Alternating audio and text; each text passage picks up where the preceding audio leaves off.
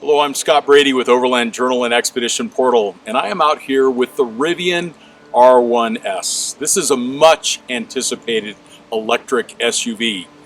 And not only is it the finest electric SUV that I've ever tested, I would argue that it is one of the finest SUVs, period, that I have ever tested.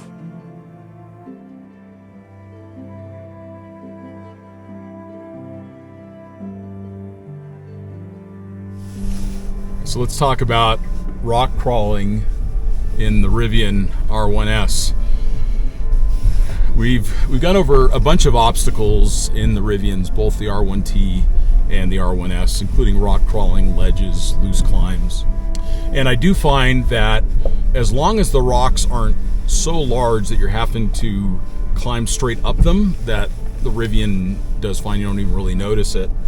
But once you get onto more abrupt ledges, larger rocks, that's when EVs of all types struggle. So it's not unique to the Rivian, it's true of any of the off-road electric vehicles. They struggle going from 0 RPMs to 1 RPM and starting to lift such a heavy vehicle up a ledge.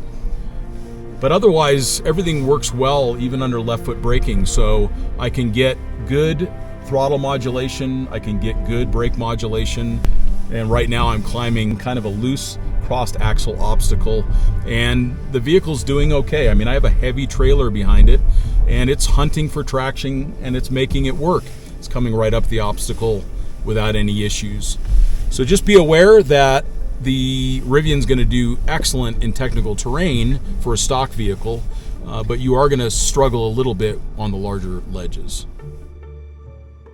So these are some initial impressions of towing with the Rivian off-road. So it has a tow setting, which is used on the road, and it gives you brake gain control right here from the steering wheel. It's fully integrated. It sets up the vehicle for proper towing, but unfortunately that does not extend to off-road. So when you want to go into the off-road modes that you would need to have best traction performance or higher ground clearance options with the suspension, you can't do that with the Rivian. And there's not an off-road tow mode. So as soon as you go into an off-road mode in the Rivian, you lose all of the tow features. So right now I'm towing without tow brakes, and that makes a difference. There are times where you want to have manual intervention of the tow brakes when you're going around a corner and maybe dragging the trailer around the corner. So I'm noticing that as a downside. No off-road tow mode with the Rivian. I'm sure they'll fix that at some point.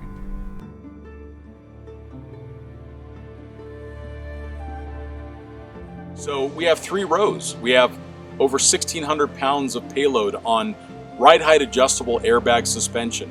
We have long travel independent front and rear suspension. In fact, this vehicle can achieve a 500 on the ramp travel index. We have a 34-inch diameter tire, all-terrain, available right from the factory. We have up to 15 inches of ground clearance when we're in the highest suspension modes. But then when we're driving on the highway, everything lowers down. You can go into conserve mode and you can get 320 miles of range out of it. So right now we're driving along the trail. We're pulling a 5,000-pound off-road trailer, and it's just absolute silence. You hear a little bit of tire noise. You might hear just a little bit of suspension noise, but you're not getting all of the roaring from the motor, which just allows you to enjoy the moment out in nature. Isn't that why we come out here? But then also, it's just a broad range of capability. Because it has so much power, they perform well in the sand once you get the tires aired down a little bit. In crossed axle terrain, they also perform well. In moderately technical terrain, they also perform well. Easy to drive because there's such a broad range of capability. Again, you can go from low center of gravity, high speed, drifting like a rally car, or you can lift it up into the highest mode and get 15 inches of ground clearance. So there's no question that the Rivian is capable as an off-road and an overland vehicle. Where you start to run into limitations is with modifications. That's what we see with some other off-road vehicles, is that you're able to easily modify them to more extreme use case scenarios. This being independent front and rear, there's going to be a limited amount of lift that you can kind of bake into the vehicle with some kind of an adjustment rod. There's only going to be so large of a tire you can fit. About a 35-inch diameter tires, it seems like, what people are able to fit on these. So you're going to be limited in the really extreme terrain, but I think for most travelers, for most overlanders, this vehicle is going to do everything you ask it to. It cost me $17.80 to fill up a large 3-row SUV. So electric is here, and it's so interesting because we find so many people like electric phobic. I don't know why, because they work so well. In fact, they work so well that we wanted to prove it by going to the most remote point that you can access in the contiguous 48 states. That's right, we took this model, this particular SUV, unmodified. We didn't bring a generator. We brought no other battery powers or solar along with us to do it. And we drove to the most remote point that you can access in the 48 states. So not only does EV work, it works really well. Now, there are certainly going to be obscure or unusual situations where an EV is not going to function well, or if you're not in the kind of job where you can make good use of time when you're parked and charging for 30 to 45 minutes on a fast charger, I can see why it wouldn't work for everybody. And that's the benefit of vehicles. You get to choose what you want to drive.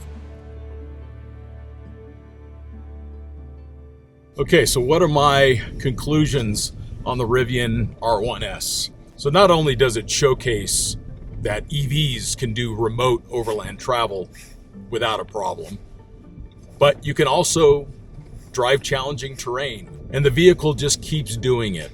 There are certainly limitations with EV. One of those things is flexibility around time. If you find a fast charger, life is easy. You stop for 30 to 40 minutes, answer a bunch of emails, do some work, and then you're back on the road. If you need a charge at a hotel or one of those more remote charging stations that are only 5 to 8 kilowatts, then you're going to be there overnight. So you need to plan for that. That needs to be part of the route planning. And of course, the infrastructure is going to continue to improve. But for right now, the infrastructure is something that it just needs to be taken into consideration if you're going to buy an EV and travel remotely. But when you talk about performance, I mean, the fact that this thing weighs nearly 9,000 pounds, it can take 7 passengers, has a 1,600 pound plus payload, and it goes 0 to 60 in 3.5 seconds, 835 horsepower. In the off-road mode, in the highest clearance setting, you have 15 inches of ground clearance, comes from the factory with 34-inch diameter tires. This is really an amazing vehicle, and like I said in the beginning, not only is this the best electric SUV that we've tested, I would even say that this is one of the best SUVs, period, that I've ever tested.